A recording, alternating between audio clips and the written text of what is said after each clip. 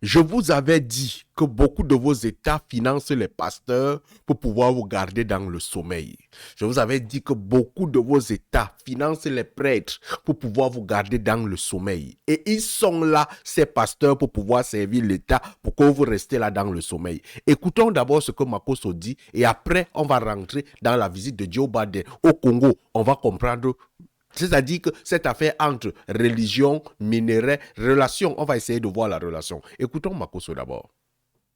Il y a un pasteur qui est un prophète qui fait ce programme au niveau de la BAE. Écoutez bien ce que je vous dis. Hein.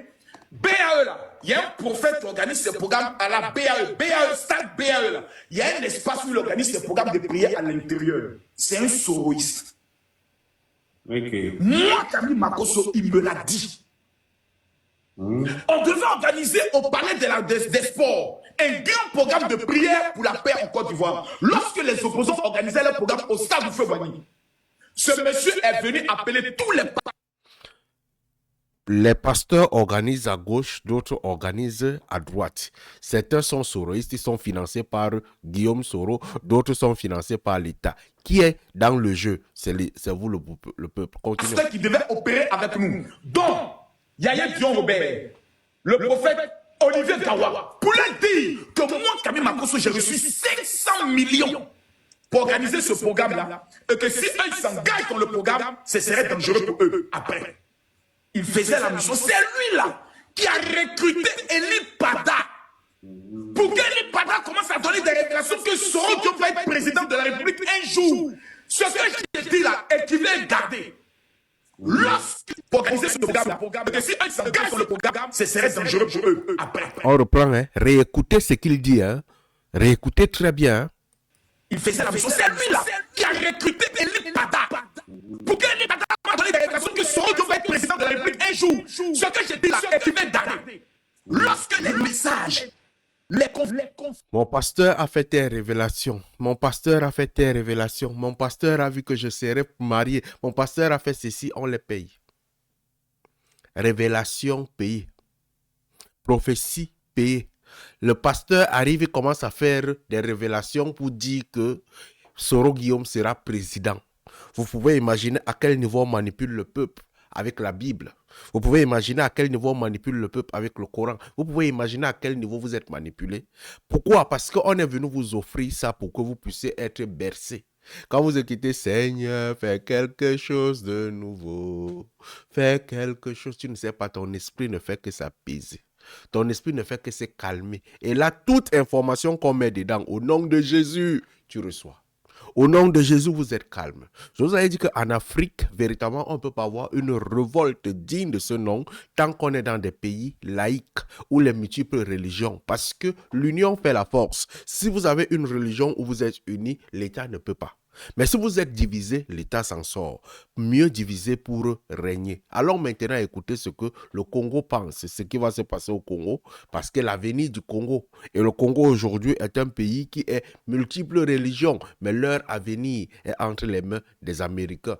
Entre-temps, eux, ils sont où? Ils sont dans des multiples religions. Posez-vous la question, pourquoi est-ce que le Congo a multiples églises? Multiples religions, ils sont les plus pauvres. On vous donne des églises, on vous appauvrit et on vient faire ceci. Joe Biden en Afrique pour la survie des États-Unis. Écoutez très bien cette vidéo. C'est vraiment incroyable ce qui se passe. Les frères congolais doivent se réveiller. Regardez la vidéo. Avec la Chine sur le terrain des minerais africains. Oui, il est à 50 jours de la fin de son mandat et il va en Afrique. C'est le premier président américain à y aller depuis Obama en 2015, je crois. C'est pour vous dire l'importance de ce voyage. Pourquoi? Parce que vous allez tout de suite le comprendre en regardant une carte. Il va en Angola pour favoriser, développer, financer, mettre la dernière main à ce projet de chemin de fer qui va du port de Lobito en Angola, sur l'océan Atlantique, jusqu'à Kolwezi.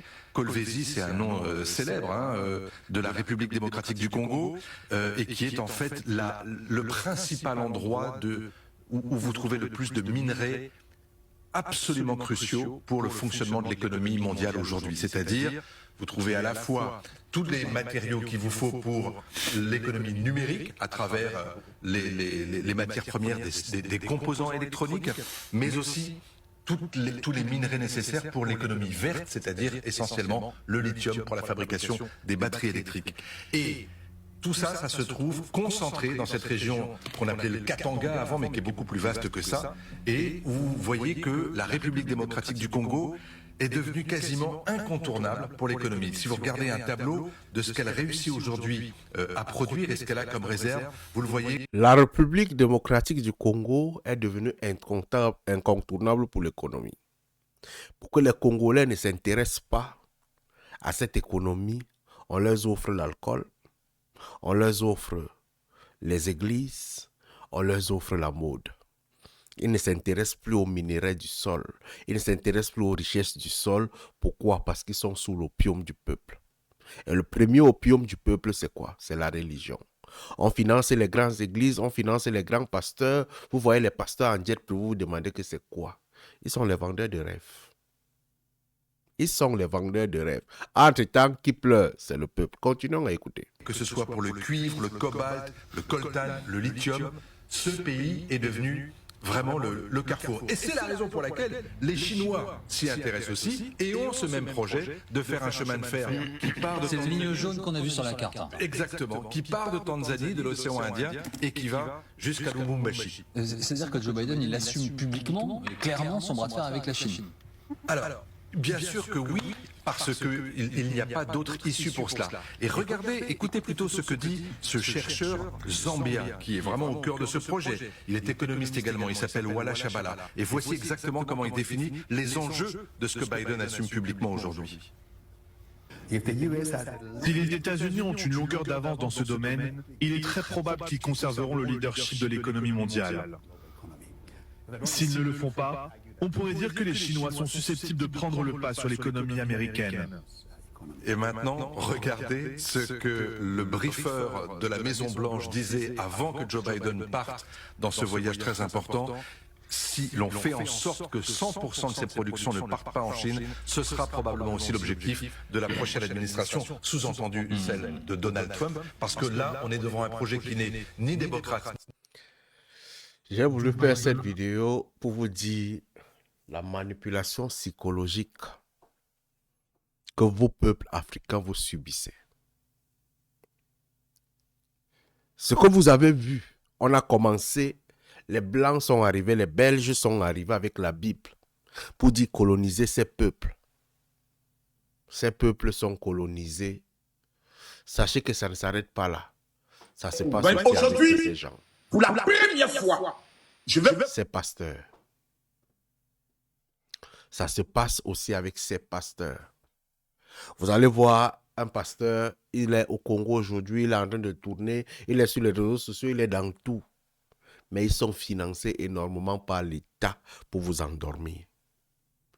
Les Belges ne vont plus jamais arriver en Afrique, mais les vrais Belges pour la colonisation sont nos frères. Beaucoup de pasteurs riches sont financés par l'État. Vous avez vu dernièrement, lorsque Marcelo a perdu son épouse, le pasteur s'est déplacé. Il est parti le voir. Je vais dire le président. Vous pouvez comprendre l'apport, la dimension. Vous savez pourquoi? Il est le premier pasteur du Congo. Quand il dit ripapapapap, tout le peuple comprend, il dort. Quand on vit avec les mitraillettes, on dit non, le Seigneur va faire. Écoutez ce que le Seigneur veut dire. C'est le message que le Seigneur envoie. Tout le peuple dort. Quand ils rentrent à la maison, on leur donne un peu d'alcool, ils dorment. Le pion au peuple. Vous naissez pauvre, vous mourrez pauvre. Peuple africain, allume ton cerveau, mon frère. Quand tu pars prier, sache que tu es en train de te faire dominer aussi. Allume ton cerveau, mon frère.